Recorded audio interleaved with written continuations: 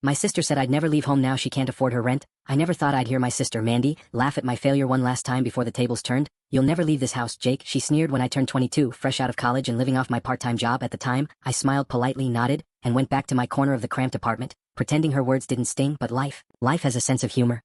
Mandy, 28, had always been the golden child. She had a decent job, a shiny car, and a loft apartment she swore I could never dream of affording. Mom had passed away years ago and Dad had left, so it was just the two of us in that little New York City apartment. While I worked nights at a bookstore, Mandy spent her weekends bragging about her expensive dinners and Instagram-worthy weekends. I, on the other hand, lived on ramen and thrifted jackets. My life looked small, but I had a plan one she never knew about.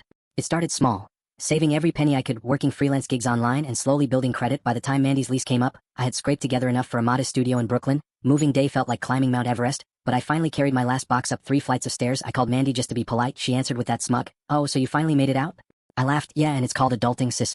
A month later, I started hearing about her troubles. She called me one evening, voice trembling, "Jake, I don't know what to do. My landlord raised the rent and I can't pay it." I paused, my lips twitching. Karma, I thought. Her loft was fancy but overpriced, and she had stretched herself thin, thinking her salary would magically cover everything. I offered advice, a couch to crash on, purely sibling generosity, of course, and listened as she panicked.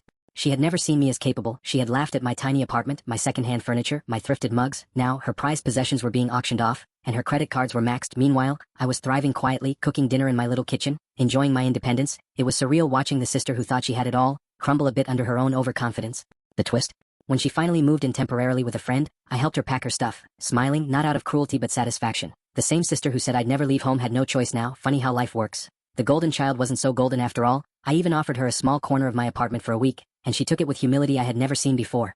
As she left, she muttered, "I guess you proved me wrong." I chuckled, leaning back on my couch, thinking about all those years she underestimated me. "Yep," I said, "but the rent? Still on you." Have you ever had someone laugh at your dreams only to watch the tables turn? Tell me in the comments who had the last laugh in your life story.